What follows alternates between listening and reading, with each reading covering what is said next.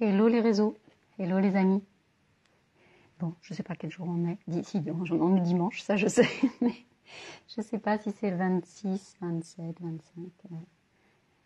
Ça fait presque un mois en tout cas que je fais ces lives quotidiens avec vous.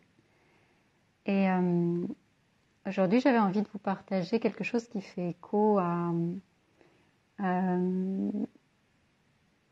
un post que quelqu'un a publié sur l'un de mes groupes, là, sur l'événement que je lance.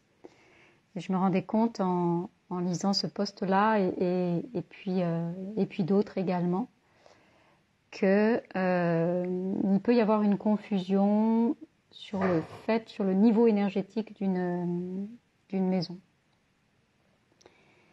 Il y a souvent en fait vous êtes en quête de la maison avec une haute énergie et de la maison avec une haute fréquence et c'est super d'être dans cette recherche-là, ou en tout cas d'être attentif à ça et de mettre ça comme un enjeu. Mais il peut y avoir un malentendu là-dessus parce que si vous avez remarqué comment moi j'ai cherché mon lieu, je l'ai évoqué à quelques reprises, mais c'est pas ce que je cherche en fait. Alors, je vous ai dit que je cherchais pas ma maison idéale. Et je viens préciser aussi que je ne cherche pas la maison avec la plus haute fréquence énergétique. Celle que j'ai choisie d'ailleurs, là où je vais aller, c'est pas parmi tout ce qu'on m'a proposé, c'est pas le lieu avec qui est le plus énergisant et le plus énergisé. Et c'est pas pour ça que je l'ai choisi. Parfois, en fait, si on est il y a certains lieux qui vont être très très hauts en énergie et où ça va pas être souhaitable en fait d'aller y vivre. Ils sont pas faits pour ça. Je pense notamment, regardez tout ce qui est les lieux de culte, par exemple. Une cathédrale, c'est très haut en énergie, c'est très puissant.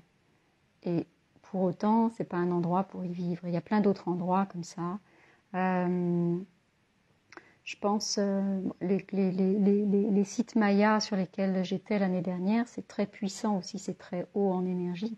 Mais presque ce sont des fréquences en fait qui nous permettent de connecter fort à un moment donné avec le ciel en fait. Mais c'est pas souhaitable d'être là en permanence. Et même pour ramener à de l'habitat, je me souviens par exemple quand j'étais à Dubaï et que je voyais j'ai vraiment, il y avait des buildings qui étaient là, et notamment un qui m'a vraiment impacté, mais qui était à très très haute fréquence. Et pour autant, je n'aurais pas eu envie d'y vivre. Je n'aurais pas eu envie d'y vivre. Ça n'empêche pas d'aller se connecter à l'énergie de ces lieux-là et d'aller j'ai envie de dire, s'en servir comme des espaces ressources. Mais au quotidien, on peut avoir besoin d'autre chose. Et encore une fois, moi, alors, je suis pas en train de vous dire qu'il faut aller habiter dans des lieux à basse fréquence. Hein. C'est pas ça que je suis en train de dire. Il y a vraiment des lieux qui nous tirent vers le bas et on va les éviter. Ou alors, il faut transformer ce qui est là. Il faut amener une autre énergie. Et on n'est pas toujours en capacité de le faire. Si on est soi-même avec une énergie basse, si on est à un moment de notre vie où on n'est pas au top, c'est vraiment pas une bonne idée d'aller s'installer dans un lieu à basse fréquence parce que ça va nous impacter vraiment. Mais aller s'installer, enfin, faire le choix uniquement d'un lieu en fonction parce qu'il est sur une très haute fréquence, c'est pas forcément ce qui va être le plus porteur pour vous.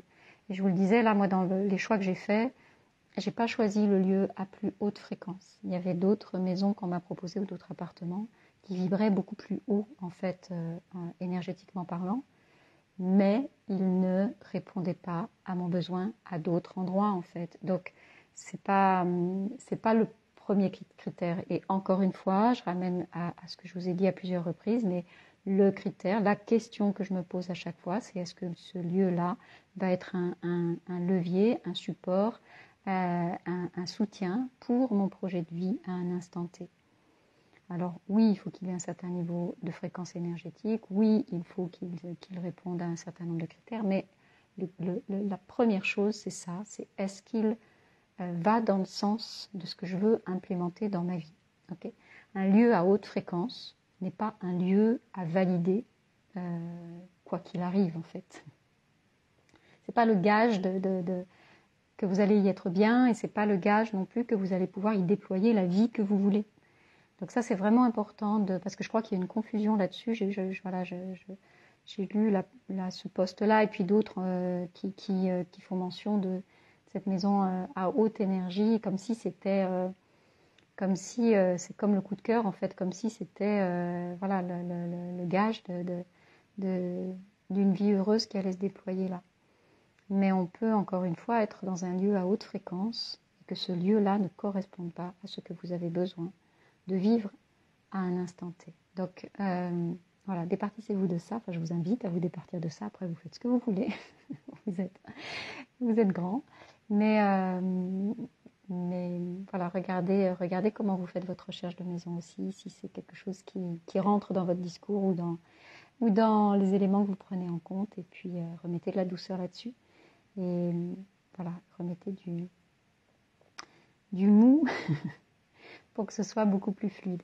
Voilà mes amis ce que je voulais vous partager aujourd'hui. On se retrouve demain. Je vous souhaite une très très belle journée, un très beau dimanche. À très bientôt.